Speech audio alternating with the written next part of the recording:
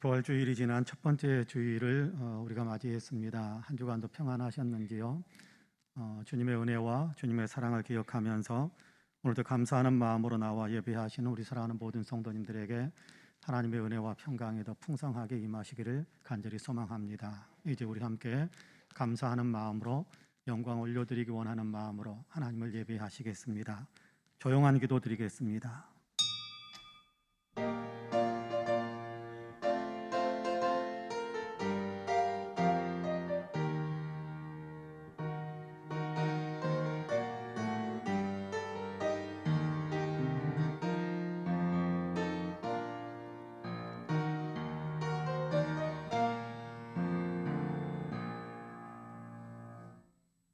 주는 나의 하나님이시라 내가 주께 감사하리이다.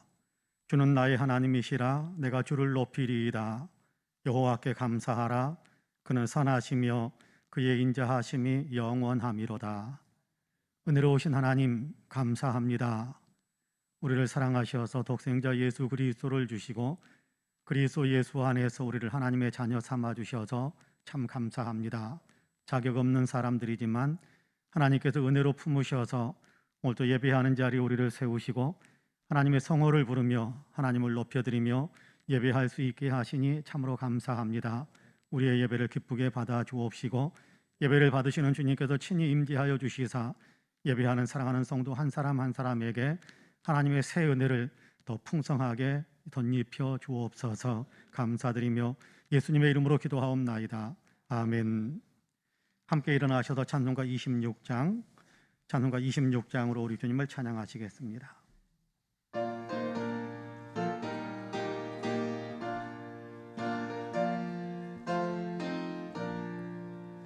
구세주를 하는 이들 찬송하고 찬송하세. 마음과 뜻과 힘 다하여 경배 드리세.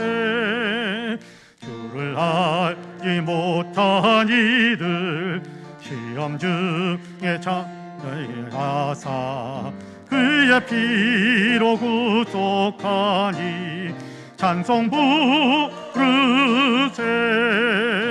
약한 사람 도움받아 시험 중에 참게 되니 모든 죄를 이길 힘은 믿음뿐이라.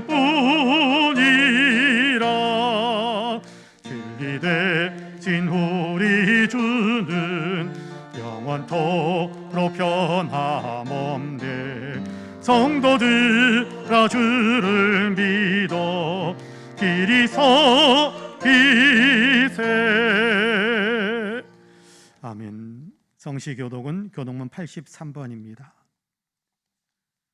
교독문 83번입니다.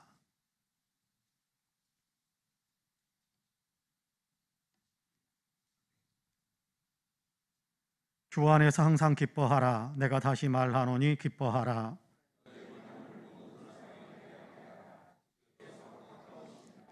아무것도 염려하지 말고 다만 모든 일에 기도와 간구로 그러면 모든 지각에 뛰어난 하나님의 평강이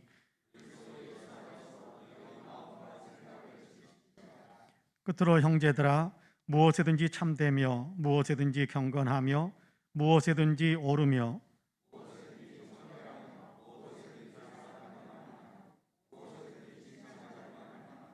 무슨 덕이 있든지 무슨 기림이 있든지 이것들을 생각하라. 그리하면 평강의 하나님이 너희와 함께 계시리라. 아멘. 주보에 있는 고백과 간구의 기도를 함께 드리겠습니다. 함께 기도합니다. 부활 생명의 주님, 지난 한 주간 동안도 저희와 동행하시며 저희의 삶을 인도해 주심을 감사합니다. 십자가와 부활의 은혜로 저희를 품어주셔서 용서받은 기쁨과 부활의 소망으로 살아갈 수 있게 해주셨음을 감사합니다. 하오나 저희는 아는 것과 사는 것이 다른 삶을 살았습니다. 죄 용서받았음을 알면서도 용서받은 기쁨도 감사도 누리지 못한 채 죄의 유혹에 휩쓸려 여전히 이기적인 욕망을 따라 살았습니다. 십자가와 부활의 은혜로 저희를 깨우셔서 영적인 눈을 뜨게 해주셨음에도 불구하고 주님, 저희는 영의 안목으로 세상을 분별하지 못하고 여전히 육의 안목으로 세속의 가치에 휩쓸려 살았음을 고백합니다. 주님, 저희를 용서해 주시옵소서. 이제 주님을 더 알게 해 주시고 아는 것을 삶에 적용하며 살아가게 해 주시옵소서. 아멘. 개인의 고백과 간구를 하나님께 드립니다. 주님,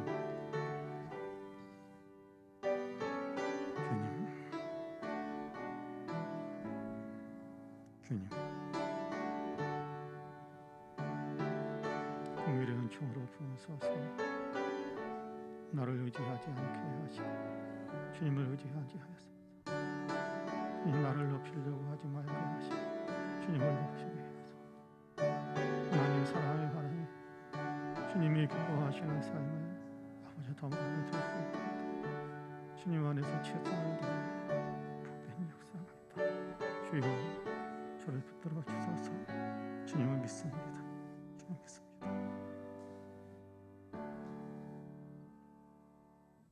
여호와께서 말씀하시되 오라, 우리가 서로 변론하자.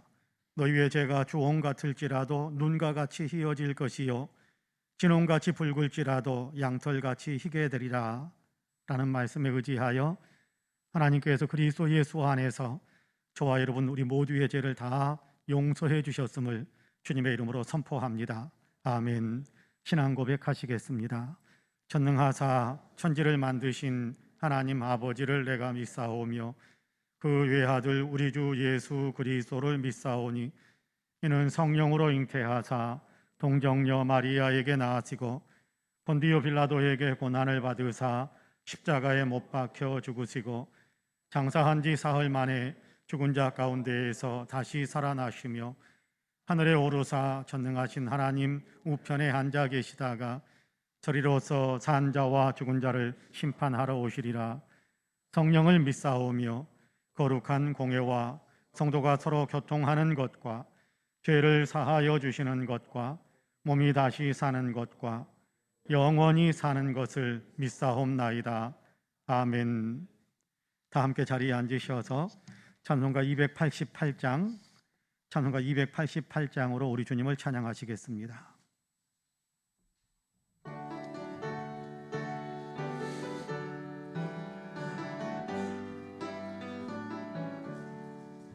예수를 나의 구주 삼고 성령과 피로써 거듭나니 이 세상에서 내 영혼이 하늘의 영광 누리도다.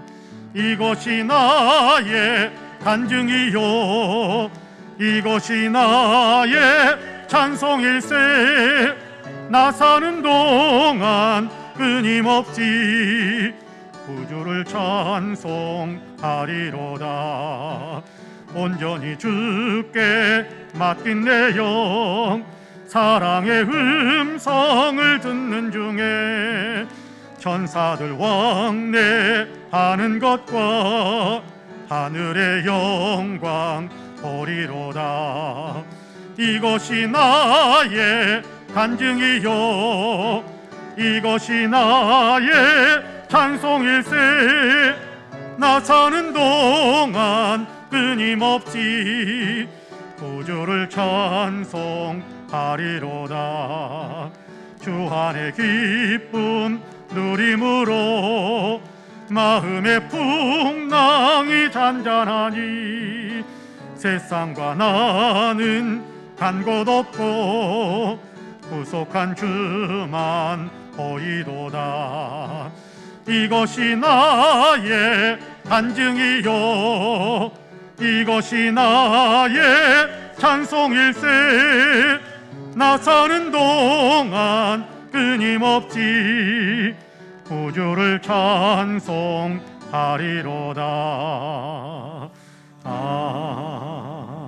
아멘.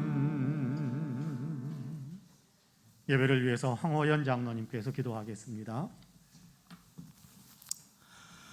오직 홀로 찬양받으시기에 합당하신 우리 주 하나님, 이제 온 사나가 초록과 연두색으로 물들어가는 4월의 마지막 주일, 성전으로 예배드리기 위해 인도해 주신 주님께 진심으로 감사를 드립니다.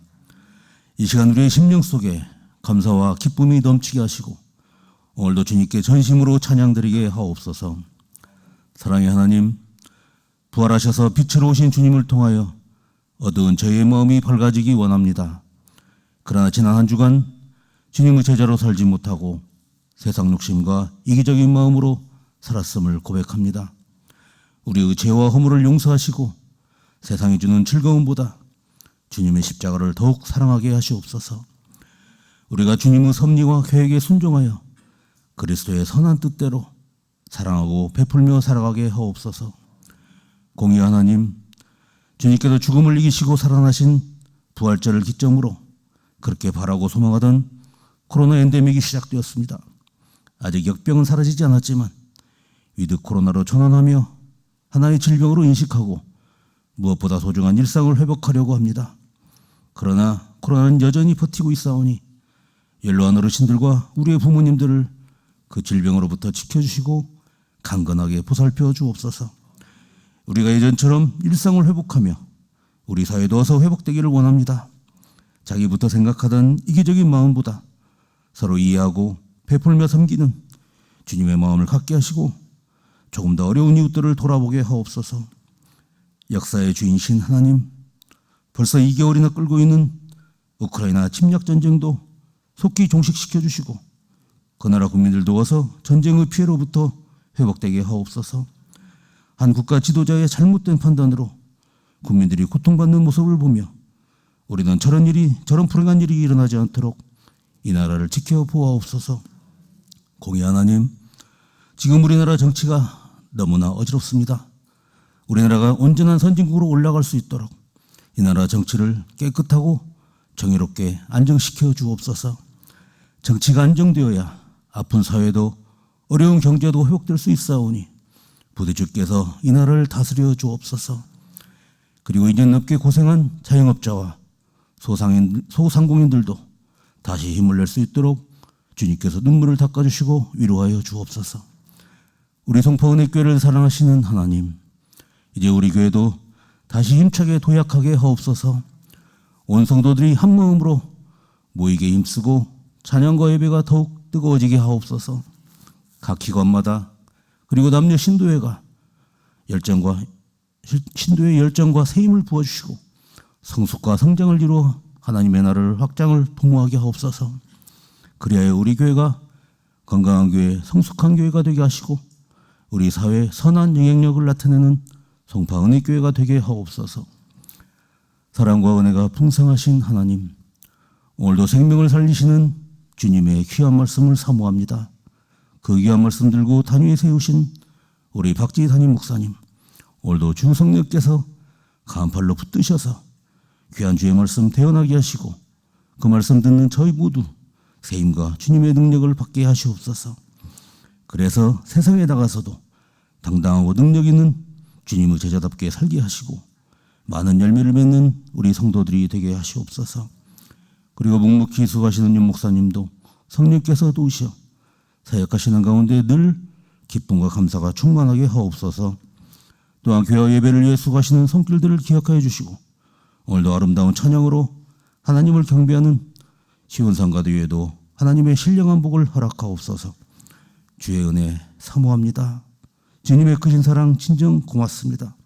이 모든 말씀 우리를 위해 죽으셨다가 다시 살아나셔서 부활의 소망을 허락하신 우리 주 예수님 이름으로 간절히 기도드립니다. 아멘.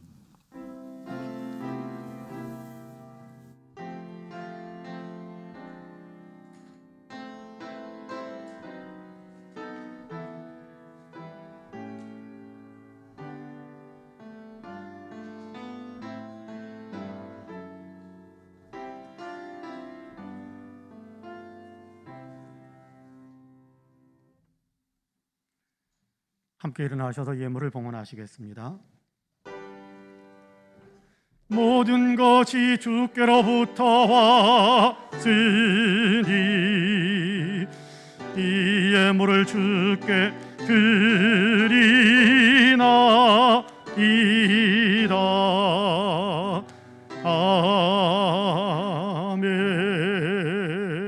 아멘.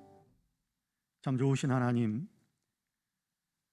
우리에게 말로 다 할 수 없는 귀한 은혜와 사랑과 축복을 부어주셔서 참 감사합니다. 오늘도 예배 시간에 주님 앞에 우리 자신을 겸손히 내려놓고 주님의 은혜가 얼마나 위대하게 우리의 삶을 덮고 있는지 다시금 생각하고 또 깨닫고 하나님 감사를 올려드릴 수 있게 하시니 또한 감사합니다. 감사하는 마음으로 하나님께서 우리에게 허락하셨던 것들 가운데 거룩하게 구별하여 이 시간 귀한 예물을 봉헌합니다. 여기 11조와 감사의 예물, 일천번제와 주일 예물, 선교헌금, 장학헌금, 구제헌금, 건축헌금으로 강단의 꽃을 위한 예물로 이런저런 마음의 서원과 소원을 담은 예물로 부활주일 감사 예물로 주님 앞에 올려드립니다. 주님 향기롭게 흠향해 주옵시고 하나님의 영광을 위해 아름답고 거룩하게 쓰임받게 하여 주옵소서. 곳곳에서 많은 생명을 먹이고 살리는 일을 이룰 수 있게 하여 주시고 하나님 나라가 확장되며 교회가 부흥하는 열매를 맺으며 쓰임받게 하여 주옵소서.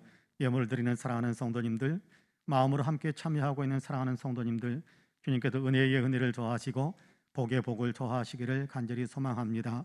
영적으로 강건케 하시고 육적으로도 강건케 하시고 생업의 모든 일들에 넘치는 축복이 있게 하여 주옵소서.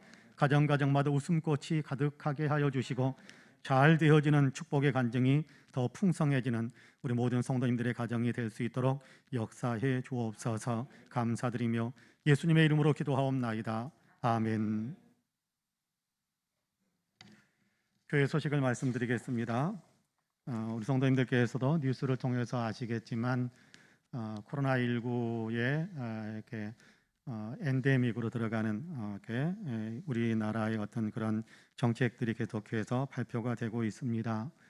1급 감염병에서 2급 감염병으로 하향을 하고 또 방역 지침들도 그에 따라서 변화되고 있습니다. 이제 교회에서도 마음껏 모여서 예배드려도 될 것처럼 그렇게 발표를 해주고 내일부터는 교회에서 점심 식사를 해도 된다라는 그런 방역 지침의 변화가 있습니다.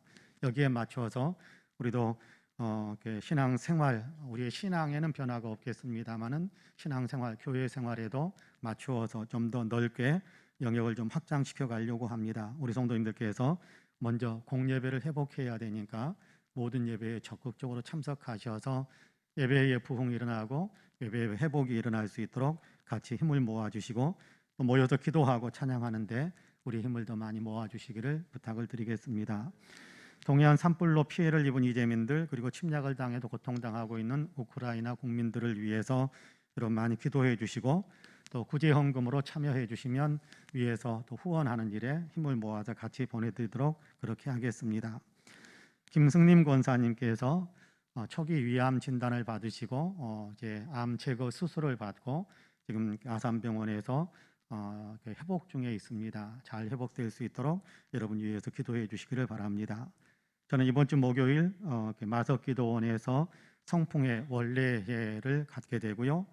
또 금요일에는 한신대 신학대학원 수유리에 있는 신학대학원에서 모여서 한신대 신학생들을 위한 기도회, 신학생들의 소명과 또 목회자가 되기 위한 훈련하는 과정과 무엇보다도 신학생들의 어떤 재정적인 지원, 등록금이 많이 힘들어하는 그런 신학생들의 형편들을 교단에서 이게 이해를 하고 교단의 전체적으로 신학생들은 전액 장학금으로 6년간 공부하게 하자 또는 7년간 공부하게 하자라는 그런 취지로 뜻을 모으고 힘을 모으기 위해서 먼저 기도회를 시작하게 됩니다. 이 기도회에 같이 참석하게 되겠습니다. 오늘 2부 예배 후에 당회로 모이겠습니다. 그리고 이번 주일에 생신 맞으신 분들이 있는데요. 박인철 권사님 그리고 한문지 집사님이신데 아마 두 분 다 영상으로 예배를 드리고 있는 것 같습니다. 여러분 축하와 또 축복의 박수 뜨겁게 해주시면 감사하겠습니다. 이상 교회 소식을 말씀드렸습니다. 이제 오늘 우리에게 준 하나님의 말씀을 봉독하겠습니다. 베드로전서 1장입니다. 베드로전서 1장. 제가 가진 성경은 377쪽, 신약 성경 377쪽입니다. 베드로전서 1장 3절에서 7절까지의 말씀을 봉독하겠습니다. 베드로전서 1장 3절에서 7절까지의 말씀입니다. 제가 봉독하겠습니다. 우리 주 예수 그리스도의 아버지 하나님을 찬송하리로다. 그의 많으신 긍휼대로 예수 그리스도를 죽은 자 가운데서 부활하게 하심으로 말미암아 우리를 거듭나게 하사 산 소망이 있게 하시며 썩지 않고 더럽지 않고 쇠하지 아니하는 유업을 잊게 하시나니 곧 너희를 위하여 하늘에 간직하신 것이라. 너희는 말세에 나타내기로 예비하신 구원을 얻기 위하여 믿음으로 말미암아 하나님의 능력으로 보호하심을 받았느니라. 그러므로 너희가 이제 여러 가지 시험으로 말미암아 잠깐 근심하게 되지 않을 수 없으나 오히려 크게 기뻐하는도다. 너희 믿음의 확실함은 불로 연단하여도 없어질 금보다 더 귀하여 예수 그리스도께서 나타나실 때에 칭찬과 영광과 존귀를 얻게 할 것이니라. 아멘. 이 말씀에 큰 은혜가 있기를 원합니다. 이제 성가대가 정성으로 준비한 찬양으로 하나님께 영광을 올려드리겠습니다.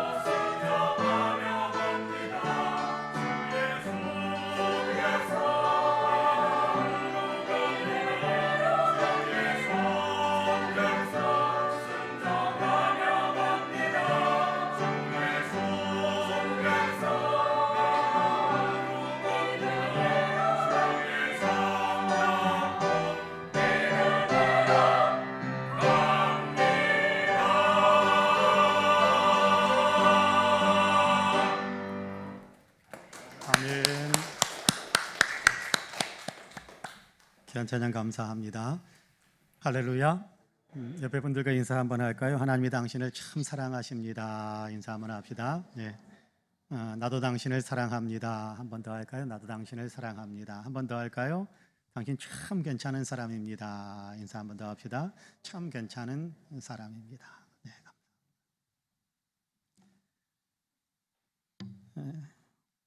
자기보다 젊은 사람과 함께 달린다는 것은 만만치 않은 일이었습니다. 결국 조금씩 뒤처지기 시작했고 그 젊은 동료가 목적지에 도착한 지 몇 분쯤 후에야 숨을 헐떡이며 베드로는 도착할 수 있었습니다. 조금 전에 깜짝 놀랄 만한 그런 충격적인 이야기를 듣고 앞뒤 가리지 않고 이들이 뛰어온 곳은 바로 예수님의 무덤이었습니다. 새벽같이 무덤을 다녀온 여인들이 하는 말이 예수님의 시신이 사라졌다라는 이야기를 해주었기 때문입니다. 그래서 놀란 마음이 허겁지겁 무덤에까지 달려온 겁니다. 젊은 요한이 더 잘 달렸습니다. 그래서 먼저 무덤에 도착했어요. 베드로는 조금 더 늦게 도착했는데 요한이 무덤 안에 들어가지 못하고 무덤 입구에서 두리번거리며 안쪽을 살피고 있을 때 베드로는 그냥 성큼 무덤 안으로 쓱 들어갔습니다. 밝은 곳에도 어두운 곳으로 들어가게 되면 순간 사물이 아무것도 보이지 않지요. 베드로도 그랬습니다. 캄캄해서 아무것도 볼 수가 없었습니다. 잠시 기다리는 사이에 어둠에 적응할 수 있었고 곧 주위의 사물들을 밝히 볼 수 있게 되었습니다. 정말 시신이 사라져 버렸습니다. 한쪽 돌판 위에 있어야 할 예수님의 시신이 보이질 않는 겁니다. 다만 시신을 쌌던 세모포가 얼룩진 상태 그대로 놓여 있었고 머리를 쌌던 그 수건도 덩그러니 한편에 놓여 있습니다. 하지만 시신은 보이질 않습니다. 어떻게 된 것일까? 누군가가 시신을 옮겼단 말인가? 우리 제자들은 예수님이 죽으신 후 두려워서 다 같이 숨어 있었는데 우리 가운데 그런 사람이 없는데 그렇다면 누가 그랬을까? 마음의 생각이 복잡해졌습니다. 뒤따라 들어온 요한이 주위를 돌아보면서 말합니다. 예수님 그분이 정말 부활하셨나? 여인들이 부활했다라는 얘기를 들었다고 그랬는데 예수님이 정말 부활하셨나 보다. 베드로는 요한에게 조용히 하라는 손짓을 보내고 그리고 다시 골똘히 생각합니다. 그동안은 생각 없이 성급하게 결론을 내림으로 인해서 많은 실수를 범했던 터라 이번만큼은 제대로 된 바른 결론을 내리고 싶었습니다. 그래서 생각하고 또 생각합니다. 눈을 지그시 감고 생각합니다. 그때 불현듯 예수님께서 들려주셨던 말씀이 생각이 났습니다. 시몬아 시몬아 보라 사탄이 너희를 밀가부르듯 하려고 요구하였으나 그러나 내가 너를 위하여 내 믿음이 떨어지지 않기를 기도하였노니 너는 돌이킨 후에 내 형제를 굳게 하라. 예수님을 모른다고 부인했던 일이 생각나며 두 눈에서 눈물이 흘러내립니다. 그는 다시 눈을 뜨고 주위를 살펴봅니다. 요한은 예수님 시신을 두었던 자리로 다가가서 남겨져 있던 세마포를 유심히 살피다가 기쁨과 공포가 교차되어지는 그런 표정으로 베드로를 향해서 돌아섰습니다. 시몬, 잘 들어. 주님이 부활하셨어. 그분이 정말 살아나셨네. 베드로도 고개를 끄덕이며 말합니다. 자네 말이 맞아, 요한. 그분은 정말로 살아나셨어. 순간 베드로는 그동안 자기의 가슴을 짓누르고 있었던 거대한 바위 덩어리가 굴러 떨어져 가는 것 같았습니다. 그는 이제 모든 것이 변하리라는 사실을 알았습니다. 세상도 변하고 자기의 삶도 변할 것이다 라는 분명한 확신을 갖게 됩니다. 그로부터 30여 년이 흐른 후에 베드로는 삶의 어려움과 박해로 인해서 믿음이 흔들리고 있는 성도들을 향해서 편지를 쓰면서 편지 가운데 이렇게 찬양을 기록합니다. 우리 주 예수 그리스도의 아버지 하나님을 찬송하리로다. 그의 많으신 긍휼대로 예수 그리스도를 죽은 자 가운데서 부활하게 하심으로 말미암아 우리를 거듭나게 하사 산 소망이 있게 하셨다 라고 찬양을 합니다. 하나님께서 예수 그리스도를 다시 살리셨는데 이 부활은 우리에게 소망이다 라고 고백하는 겁니다. 실패했던 자리에 서 있을 때 예수 그리스도의 부활은 소망이 되어 실패의 자리를 박차고 다시 일어설 수 있게 만들어 주었다는 것입니다. 낙심하고 절망하는 자리에 몰려 있을지라도 예수님의 부활은 소망이 되어 다시 일어서게 만들어 주었다는 거지요. 설령 아픔과 박해에 몰리고 사망의 음침한 골짜기를 지나가게 되었다고 할지라도 예수님의 부활은 우리에게 소망이 된다라고 선포해 주고 있는 겁니다. 예수님의 부활은 우리에게 소망과 축복이 됩니다. 이제 본문을 조금 더 깊이 살펴보려고 하는데요, 바라기는 말씀을 나누는 우리 모두에게 예수 부활의 믿음이 견고해져서 우리의 소망도 우리의 기쁨도 우리의 확신도 더욱더 견고해질 수 있게 되기를 주님의 이름으로 간절히 축복합니다. 첫째로 예수님이 부활하심으로 우리에게는 산 소망이 있습니다. 예수님의 부활은 우리에게 산 소망을 안겨준 겁니다. 예수님의 부활은 우리에게 진짜 소망이 되는 겁니다. 본문 3절 말씀을 여러분 같이 한번 읽어볼까요? 3절 같이 읽습니다. 우리 주 예수 그리스도의 아버지 하나님을 찬송하리로다. 그의 많으신 긍휼대로 예수 그리스도를 죽은 자 가운데서 부활하게 하심으로 말미암아 우리를 거듭나게 하사 산 소망이 있게 하시며. 할렐루야. 하나님께서 예수 그리스도를 부활하게 하셨습니다. 예수님을 부활하게 하심으로 하나님은 우리를 거듭나게 하셨고, 예수 그리스도를 부활하게 하심으로 하나님은 우리에게 산 소망이 있게 하셨습니다. 죽은 자도 살리시는 하나님이 우리도 살리실 것이라는 소망, 죽은 것 같은 우리의 인생에도 하나님께서 생명력을 불어넣어 주실 수 있다는 분명한 소망을 품을 수 있게 하시는 귀한 역사가 예수님의 부활 속에 나타나 있다라고 고백하는 겁니다. 예수님은 십자가에서 죽으셨으나 하나님께서 다시 살리셨지요. 로마서 6장 10절과 11절은 예수님의 죽으심과 부활하심이 우리에게 어떻게 적용되는지에 대해서 이렇게 선포를 해줍니다. 같이 읽어볼까요? 로마서 6장 10절과 11절입니다. 그가 죽으심은 죄에 대하여 단번에 죽으심이요 그가 살아계심은 하나님께 대하여 살아계심이니 이와 같이 너희도 너희 자신을 죄에 대하여는 죽은 자요 그리스도 예수 안에서 하나님께 대하여는 살아있는 자로 여길지어다. 할렐루야. 우리는 믿음으로 예수님과 함께 죄에 대해서 죽었고, 우리는 믿음으로 예수님의 부활 안에서 하나님에 대해서 산 자가 되었다라고 가르쳐 줍니다. 다시 태어난 자가 되었다, 거듭난 자가 되었다라는 그런 선포이기도 합니다. 예수 믿는 우리는 거듭난 사람입니다. 우리가 세상에 태어날 때 우리가 한 것은 아무것도 없었지요. 다만 부모님으로 인해서 우리는 세상에 태어났습니다. 거듭나는 것도 마찬가지입니다. 우리가 한 것은 없습니다. 다만 하나님이 우리를 낳아주셨습니다. 그래서 믿게 하시고 믿음으로 말미암아 구원을 누리게 하셨습니다. 그래서 에베소서 1장에서는 너희가 그 은혜로 인하여, 하나님의 은혜로 인하여 믿음으로 말미암아 구원을 받았다라고 가르쳐주고 있습니다. 그렇습니다. 하나님께서 은혜를 베풀어 주셔서 우리를 믿을 수 있게 되어 우리가 믿을 수 있게 하셨고, 그래서 우리로 하여금 구원의 복을 누릴 수 있게 만들어준 겁니다. 이것이 거듭남입니다. 이렇게 거듭난 사람에게 하나님은 또한 산 소망을 주셨다, 그렇게 말씀하고 있습니다. 거듭난 사람에게는 산 소망이 있다라고 이야기하는 겁니다.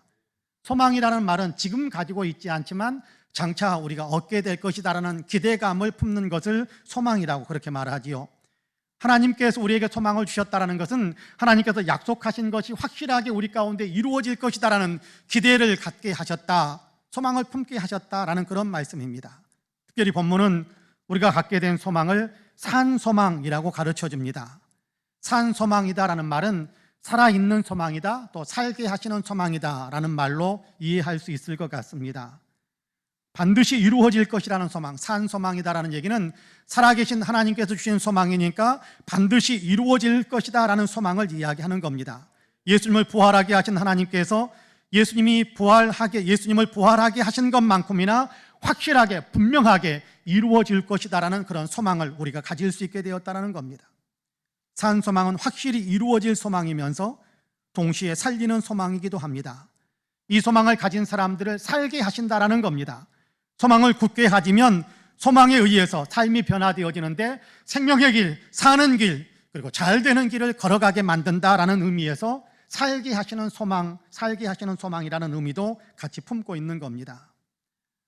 어떤 분이 상상하면서 재미있는 글을 적어놓은 것을 읽은 적이 있습니다. 천국에서 아브라함과 그의 증손자 되는 요셉이 만났을 때 이런 대화를 하지 않았을까라면서 적어놓은 대화인데요, 그 내용이 재미있었습니다. 아브라함이 요셉에게 묻습니다. 요셉, 애굽으로 팔려갈 때 기분이 어땠니? 네, 사실 저는 기분이 무척 좋았습니다. 아브라함이 놀라서 묻습니다. 노예로 팔려가는데 기분이 좋았다고? 예, 저는 구덩이에 빠져 있을 때 형님들 손에 죽게 될 줄 알았는데 목숨은 건졌잖아요. 그래서 저는 무척 기뻤습니다 라고 이야기를 합니다. 아브라함이 다시 묻습니다. 그래, 그러면 보디발의 아내가 유혹하고 보디발의 아내가 너를 모함했을 때 그때 너의 마음은 어땠니? 라고 묻자 요셉은 괜찮았어요. 그런데 제가 아무리 그 유혹을 이겨낼 수 있었던 것은 저에게 소망이 있었기 때문이거든요. 제가 아무리 모자라도 이집트 총리 자리를 잠깐의 쾌락과 제가 바꿀 수 있겠습니까? 이집트 총리, 하나님께서 높이 사용해 주실 것이라는 소망이 있었기 때문에 저는 그 유혹을 뿌리칠 수 있었어요 라고 대답을 했다라는 그런 글을 적어놓은 것을 보면서 의미 있다, 그럴 수도 있었겠다라는 그런 이렇게 마음을 품었던 적이 있습니다. 하나님이 주신 꿈을 소망으로 품고 있었기 때문에 고난 가운데서도 탄식하지 않았다라는 겁니다. 무너지지 않았다라는 거지요. 하나님이 주신 꿈을 소망으로 품고 있었기 때문에 유혹이 있어도 흔들리지 않았다라는 겁니다. 하나님께 소망을 두었기에 가진 고난을 이겨낼 수 있었고 온갖 유혹 앞에서도 넘어지지 않을 수 있었다라는 것이지요. 소망을 품었더니 그 소망이 요셉의 삶을 지켜준 겁니다. 소망을 품었더니 그 소망이 요셉으로 하여금 생명의 길을 걸어갈 수 있도록 이끌어준 겁니다. 베드로도 그랬습니다. 많은 고난과 아픔을 겪어야 했습니다. 실패도 했습니다. 그럼에도 그 고난과 실패의 자리에서 다시 일어나 주님을 계속 따르면서 영광의 열매를 맺을 수 있었던 것은 산 소망이 있었기 때문이었다라고 그는 고백하고 있는 거거든요. 베드로는 소망이 나를 살렸음을 알기에 지금 고난당하며 불같은 박해에 직면해 있는 성도들에게 우리에게는 하나님이 주신 산 소망이 있다는 사실을 분명히 기억하라라고 그렇게 들려주고 있는 겁니다. 하나님께서 우리에게 주신 산 소망이 있다는 사실을 분명히 기억하라라고 성도들을 권면하고 있는 겁니다. 그렇습니다. 하나님은 부활의 주 예수 그리스도 안에서 우리를 거듭나게 하셨고 우리에게 산 소망을 품을 수 있게 하셨습니다. 우리에겐 산 소망이 있습니다. 하나님이 예수님을 부활하게 하신 것처럼 우리의 삶에도 하나님께서 역전하게 하시고 복되게 해주실 것이라는 분명한 소망이 있는 겁니다.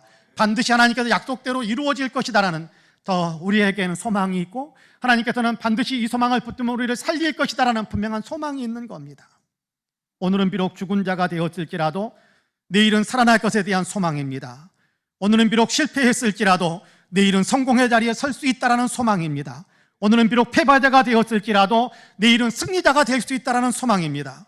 오늘은 비록 고난의 한복판에서 눈물을 흘리며 아파하고 있을지라도 내일은 영광 가운데 기쁨의 웃음을 웃을 수 있게 될 것이다라는 소망을 품을 수 있게 된 겁니다. 그렇습니다. 살아있는 소망이요 확실히 이루어질 소망입니다. 그러므로 성도 여러분, 지금 힘들고 어렵더라도 살아계신 하나님, 산 소망을 주신 하나님을 의지하시기를 바랍니다. 실패와 좌절을 겪고 있더라도 예수님을 죽음에서 부활하게 하신 하나님을 소망하시기를 바랍니다.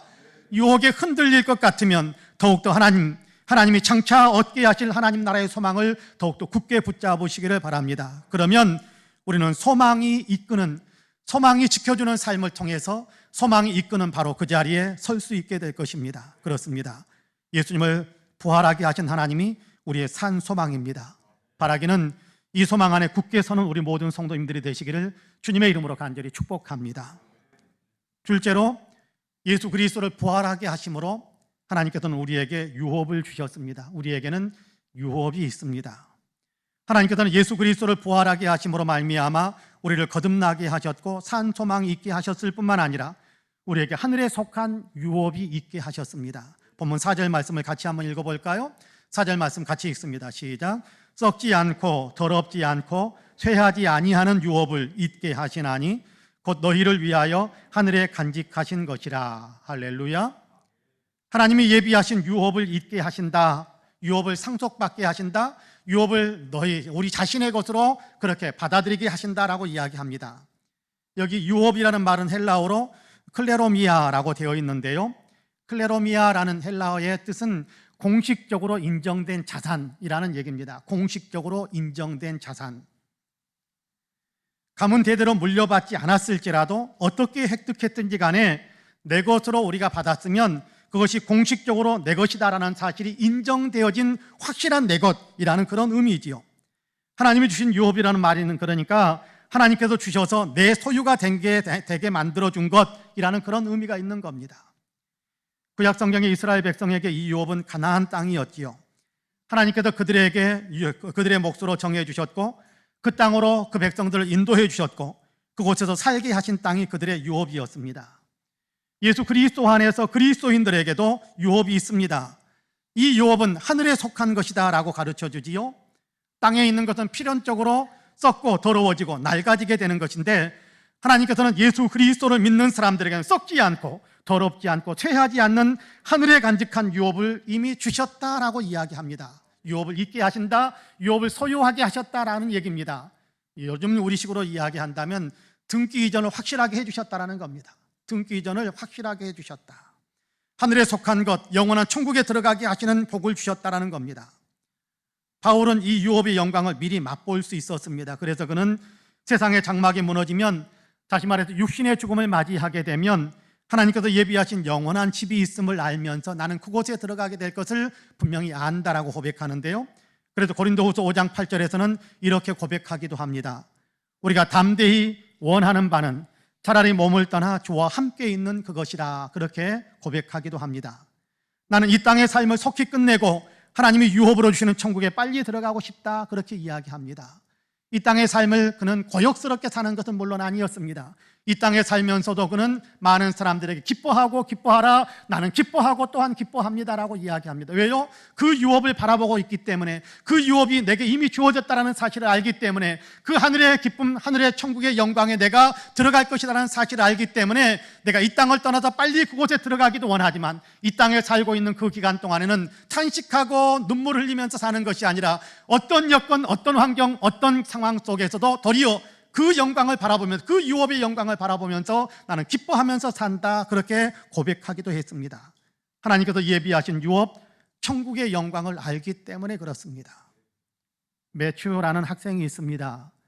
근위축증을 앓고 있는 학생인데요, 태어날 때부터 선천적으로 근위축증을 앓았습니다. 그래서 병원에서는 5살까지도 살기 어려울 것입니다 라는 진단을 받고 집으로 왔습니다. 그런데 어느덧 13살이 되었습니다. 13살 때 한 번은 올림픽 역도 금메달리스트인 릭 매츠거의 방문을 받고 오랜 시간 대화를 나누었던 적이 있습니다. 근육이 점점 소멸되기 때문에 그가 마음껏 활동할 수 없이 병상에 누워있는 그런 상태였습니다마는 방문한 릭 매츠거와 오랜 시간 대화를 나누었습니다. 대화를 할 때 매츠는 한 번도 왜 나만 이래야 되지요? 라고 불평하지 않았습니다. 사실 학교에 갔을 때는 반 친구들에게 자신들과 똑같지 않다라는 이유 때문에 조롱을 받기도 했었지만, 그러나 그런 일들에 대해서도 한 번도 원망하지 않았습니다. 대신에 매츠거와 닉과 이야기하면서 이기는 것에 대해서 이야기를 나누고 꿈을 이루기 위해 노력하는 것에 대해서 이야기를 하고 언젠가는 자기도 아저씨처럼 역기를 들고 싶다라는 소망에 대한 이야기만 함께 나누었습니다. 웃으면서. 대화를 마칠 때 릭은 자기가 역도 경기에서 처음으로 땄던 금메달을 가방에서 꺼내어 소년의 목에 걸어주면서 너는 역병에 굴복하지 않고 꿈을 향해 나가는구나, 너야말로 진짜 승리자다라고 이야기해 주면서 그 소년의 목에 금메달을 걸어주었습니다. 매주는 자기에게 걸어준 금메달을 한참 동안 바라보더니 다시 목에서 이렇게 벗어서 그 금메달을 릭에게 돌려주면서 이 메달은 아저씨 거잖아요. 하지만 언젠가 저도 올림픽에 나가 금메달을 따는 날이 오면 그때 제 금메달을 아저씨께 보여드릴게요 라고 이야기를 합니다. 그리고 얼마간의 시간이 흐른 후에 닉은 매추가 세상을 떠났다는 소식을 듣게 됩니다. 그리고 전해오는 그 편지 속에는 전에 소식을 전해온 그 편지 속에는 며칠 전에 매추가 죽기 며칠 전에 써놓았던 편지도 함께 담겨져 있었습니다. 그 편지에는 이렇게 기록이 되어져 있었습니다. 릭 아저씨께 아저씨가 보내주신 멋진 사진을 받고 엄마가 감사의 답장을 보내야 하는 것 아니냐라고 하셨어요. 그리고 의사 선생님들이 내가 얼마 오래 못 살 거라고 하시는데 그것도 아저씨께 알려드리고 싶어요. 숨쉬기가 힘들고 기운이 없지만 그래도 저는 웃음을 잃지 않고 있어요. 저는 알아요. 저는 아저씨처럼 힘이 세질 수도 없고 아저씨와 함께 엮기를 둘 수도 없다는 것을 저는 알아요. 저는 언젠가는 올림픽에 나가다 금메달을 따겠다고 들은 적이 있죠. 근데 그런 날이 어디 않을 거라는 것들 저는 잘 알고 있어요. 하지만 저도 한 명의 챔피언이라고 생각해요. 하나님도 그렇게 생각하실 거예요. 제가 못난이가 아니라는 걸 하나님은 아세요. 제가 하늘나라에 가면 하나님이 저한테 금메달을 주실 거예요. 아저씨가 거기 오시면 보여드릴게요. 저를 사랑해 주신 데 대해 감사드려요. 아저씨의 친구 매추가 라는 편지였습니다. 제가 하늘나라에 가면 하나님이 저한테 금메달을 주실 거예요. 힘든 여건 속에서 살고 있었지만 매추는 하나님이 주신 유업을 알고 있었던 겁니다. 그러므로 유업에 들어갈 소망을 품고 있었던 거지요. 오래 살든 짧게 살든 건강하게 살든 건강하지 못하게 살든 그것을 문제로 여기지 않았습니다. 어차피 이곳의 삶이란 썩고 더러워지고 쇠해지는 것을 알기 때문입니다. 하나님이 주신 유업, 예수 그리스도를 통해 들어가게 하시는 천국은 영원하고 영광이 가득한 곳임을 알기 때문에 그는 그 아픔 속에서도 웃으면서 기쁨으로 그의 삶을 살 수 있었던 겁니다. 병약한 것을 푸념하지도 않았고 어렵고 힘든 것도 불평하지 않았던 겁니다. 그렇습니다. 하나님이 주신 유업이 있음을 알면 그 유업이 힘이 되어 오늘을 기쁨으로 살고 더욱더 거룩하고 희망차게 살아갈 수 있게 만들어줍니다. 그 유업 하나님께서 저와 여러분에게도 똑같이 주셨습니다. 하나님께서 우리에게 주신 유업을 소망으로 바라볼 수 있게 되기를 원합니다. 바라기는 저와 여러분도 예수님을 부활하게 하신 하나님께서 우리에게 주신 유업이 있음을 기억하며 그 유업을 기대하면서 살아가기를 주님의 이름으로 간절히 축복합니다. 마지막으로 우리는 구원을 위해 보호하심을 받습니다. 하나님께서는 예수 그리스도를 부활하게 하심으로 말미암아 우리를 구원으로 이끌어 주시며 우리의 구원이 온전히 이루어지도록 심히 보호하신다라고 말씀합니다. 본문 5절 말씀을 같이 한번 읽어볼까요? 5절 같이 읽습니다. 시작. 너희는 말세에 나타내기로 예비하신 구원을 얻기 위하여 믿음으로 말미암아 하나님의 능력으로 보호하심을 받았느니라. 할렐루야. 여기 말세라는 말은 종말의 때를 가리킵니다. 예수님 재림의 때를 의미한다고 보시면 됩니다. 하나님께서 이 날을 이미 계획하고 계십니다. 그때 하나님께서 예비하신 구원의 역사가 있을 것이다 라고 이야기하지요. 여기 본문에서 말씀하는 구원이라는 단어는 거듭난다 또는 죄 용서함을 받는다라는 말씀보다 훨씬 더 넓은 의미가 있습니다. 보상받는 것까지, 행한 대로 보상받는 것까지 다 포함하는 그런 의미로 구원이라는 단어를 사용하고 있습니다. 믿음을 굳게 지킨 사람들에게 상급 주시는 것까지를 다 포함해서 구원이라는 단어를 사용하고 있는 겁니다. 세상에서 어렵고 힘들게 살면서도 환난을 당하고 억울한 일을 당하면서도 믿음을 지킨 사람들에게 하나님은 상급을 더해 주시는 그런 구원을 베풀어 주실 것이다 라는 사실을 이야기하는 겁니다. 그때에는 구원이 있을 뿐만 아니라 반대급부로 심판도 따르게 될 것입니다. 믿음 없이 산 사람이나 자기 마음대로 산 사람에 대해 하나님이 내리실 심판이 있고 책망이 있을 것이다 라는 사실도 같이 포함한 이야기입니다. 지금은 나타나고 있지 않지만 그때가 되면 하나님께서 분명하게 구원과 심판에 대해서 나타내실 겁니다. 그때 그 구원을 위해 하나님은 지금 우리를 하나님의 능력으로 보호하고 계신다라고 가르쳐주고 있습니다. 여기 보호한다라는 말은 아주 견고함을 나타내는 의미를 품고 있습니다. 헬라어로 프로노메누스라고 되어 있는데요, 이 단어는 군사 용어입니다. 성벽을 쌓고 성 안을 보호하는데 그 안에 또다시 단단한 옹벽의 성벽을 지어서 요새처럼 또 하나를 만들어서 그 안을 보호하는 그것을 가리켜서 프로노메누스라는 단어로 그렇게 표현하는데, 우리를 보호하신다라는 프로노메누스라는 단어를 사용한 것은 그런 의미가 있는 겁니다. 가장 안전하고 가장 확실하게 보호하는 일을 나타내는 그런 단어를 사용해서 하나님께서 우리의 구원을 우리가 거듭나고 또 죄 용서함 받고 천국에 들어가는 것뿐만 아니라 아름다운 상급을 얻게 하시는 그런 구원의 역사를 위해 우리를 보호하신다라고 가르쳐 주는 겁니다. 믿는 사람들이 세상의 핍박을 받아 그 몸이 설령 죽더라도 하나님께서 그 영혼을 지키신다라는 사실을 가르쳐 주시는 그런 말씀이기도 합니다. 너희는 말세에 나타내기로 예비하신 구원을 얻기 위하여 믿음으로 말미암아 하나님의 능력으로 보호하심을 받았느니라, 그렇게 말씀합니다. 믿음으로 말미암아 하나님의 능력으로 보호하심을 받는다라고 말씀합니다. 믿음의 사람들을 하나님이 능력으로 보호해 주시기 때문에 우리의 구원은 결코 요동하지 않게 될 것이다라는 겁니다. 우리의 구원은 확실한 것이 된다라는 겁니다. 그렇습니다. 하나님의 능력의 손 안에 있는 것은 누구도 빼앗아갈 수 없지요. 요한복음 10장 28절과 29절에서 예수님은 그래서 이런 말씀을 우리에게 들려줍니다. 같이 한번 읽어볼까요? 같이 읽습니다. 내가 그들에게 영생을 주노니 영원히 멸망하지 아니할 것이요 또 그들을 내 손에서 빼앗을 자가 없느니라. 그들은 주신 내 아버지는 만물보다 크심에 아무도 아버지 손에서 빼앗을 수 없느니라. 할렐루야. 하나님 안에 있는 것은 절대적으로 안전하다는 겁니다. 하나님이 붙들어 주시는 사람은 절대적으로 안전하다는 겁니다. 하나님께서 붙들어 주시는 사람은 절대적으로 구원을 받고 하나님께서 붙들어 주시는 사람들은 그 사람 삶에 대해 하나님께 절대적인 보상, 상급의 역사를 베풀어 주실 것이다라는 사실을 선포하는 겁니다. 하나님께서는 우리의 영혼을 구원하시기 위해 독생자 예수님을 세상에 내어주셨지 않습니까? 독생자 예수님이라는 값을 치르고 우리를 구원하셨다면 독생자 예수님의 값을 치르고 구원한 그 사람들, 그 생명인 우리를 얼마나 귀하고 얼마나 소중하게 여기시겠습니까? 하나도 잃지 않으실 겁니다. 하나도 빼앗기지 않으실 겁니다. 예수 믿게 하신 영혼 중에서는 단 한 영혼도 하나님은 잃지 않으세요.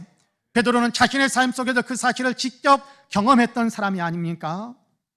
예수님을 모른다고 부인했을 때 누가 보아도 베드로는 이제 예수님에서 끊어진 사람이 된 것 아닙니까? 예수님을 모른다라고 부인했을 때 누가 봐도 이제 베드로는 끝났구나, 유다와 똑같구나 라고 그렇게 생각할 수 있었을 텐데 예수님은 베드로에게 그렇게 이야기하셨지요. 내가 너의 믿음이 떨어지지 않기를 위해서 기도하고 있단다. 예수님은 베드로를 위해서 기도해 주었고 하나님께서는 베드로의 믿음이 떨어지지 않도록 그를 붙잡아 주셨습니다. 보호해 주신 거지요. 실패와 낙심에 빠졌던 베드로를 보호해 주신 겁니다. 그래서 다시금 믿음에 굳게 서서 믿음의 길을 힘차게 달려갈 수 있게 하신 겁니다. 여러분, 스데반 집사가 순교할 때의 장면을 여러분 기억하십니까?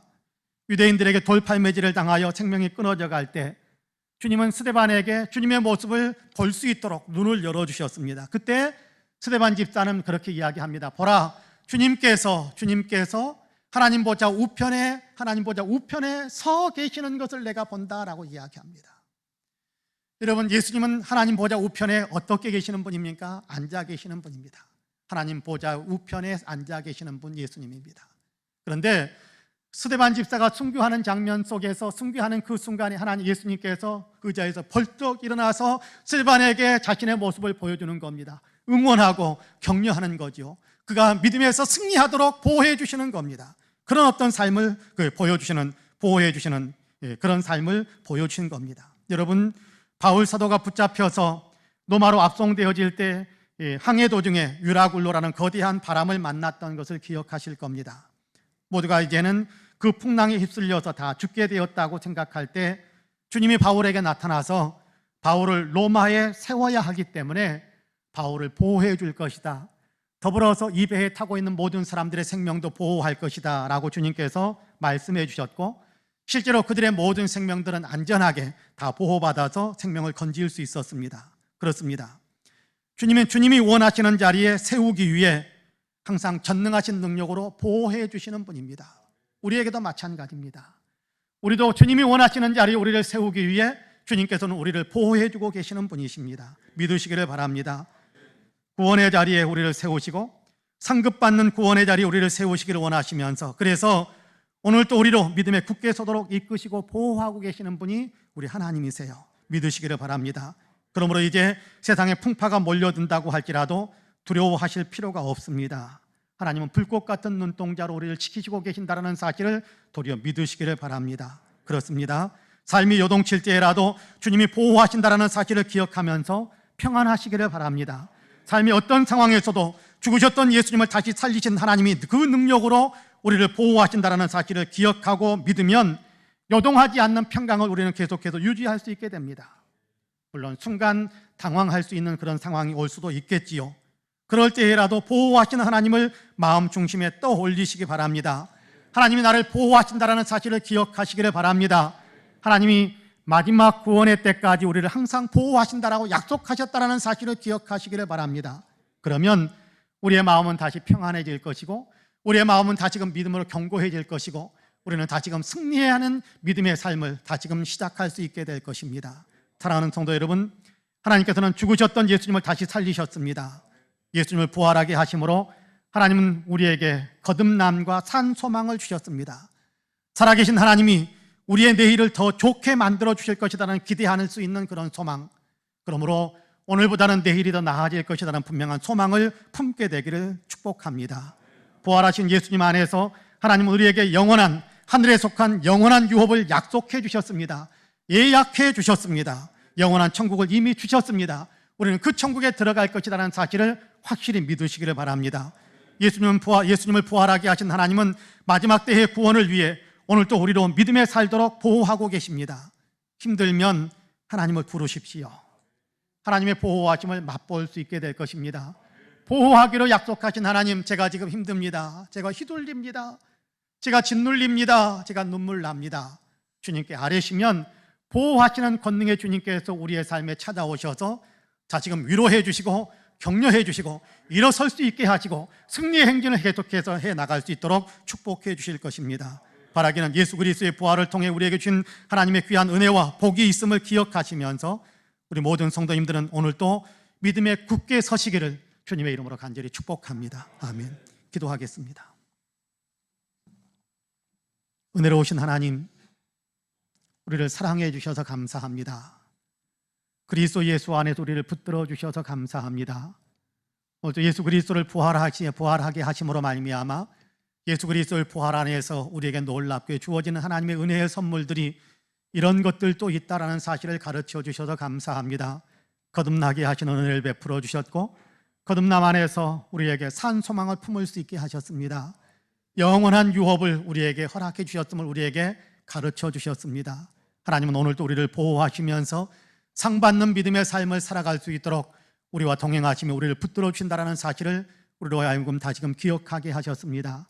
하나님, 이 사실을 우리의 마음속에 깊게 새기면서 우리가 예수 그리스도의 부활하심으로 말미암아 하나님의 놀라운 은혜와 축복들을 더 풍성하게 누리고 있다는 사실을 기억하면서 하나님의 은혜 속에 더 깊이 우리를 품어주셨다는 사실을 기억하면서 오늘도 용기와 희망의 믿음, 위로와 격려의 믿음, 하나님이 동행하신다라는 안심하는 믿음으로 우리가 굳게 설 수 있도록 축복해 주옵소서. 감사드리며 예수님의 이름으로 기도하옵나이다. 아멘.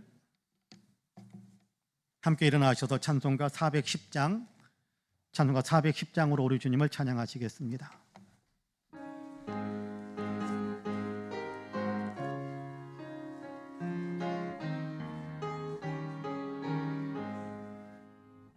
내 마음에 한 노래 있어 날 즐겁게 늘 부르네.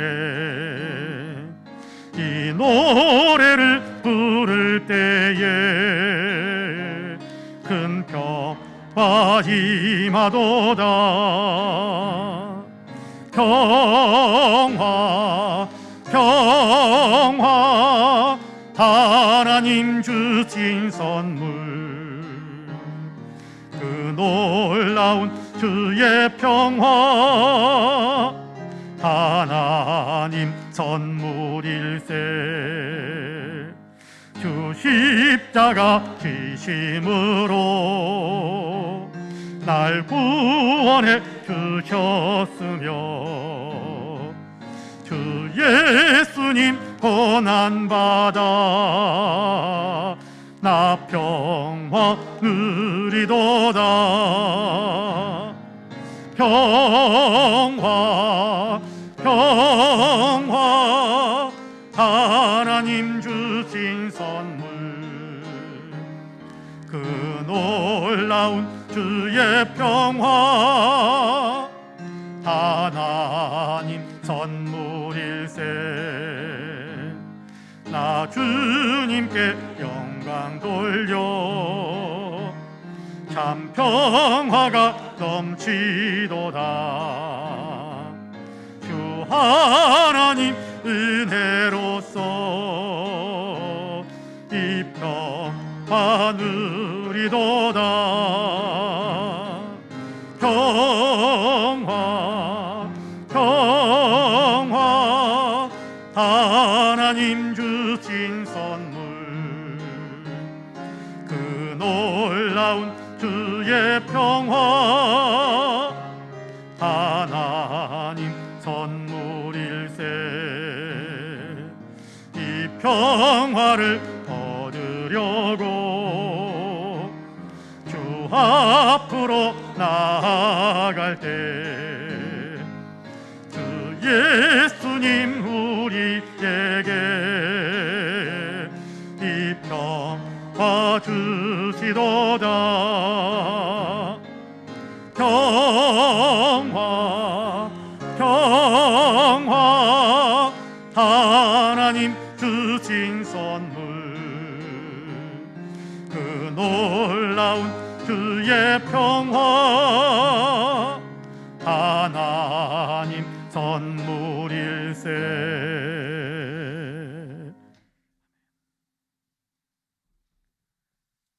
우리 구주 예수 그리스도의 은혜와 아버지 하나님의 놀라우신 사랑과 성령님의 감동 감화 충만케 역사하심이 주일을 거룩하게 구별하여 예배로 하나님께 영광을 올려드리며 우리에게 들려주는 말씀에 따라 믿음의 자세를 더 새롭게 하고 있는 그 사랑하는 모든 성도님들과 가정과 가족들, 행하시는 일들과 기도하는 소망들 위에 아름다운 신앙 공동체 우리 성파 은혜교회 위에 특별히 외국에 있고 군문에 있고 출타 중이거나 병상에 누워있는 사랑하는 형제 자매들, 우리 명예 목사님이신 서달수 목사님, 대한민국 역사와 모든 국민들 위에 특별히 아직도 질병과 전쟁으로 인하여 아파하며 고통을 겪고 있는 그 사랑하는 지구촌의 모든 형제 자매들 위해 이제로부터 영원토록 함께 하시기를 간절히 축원하옵나이다.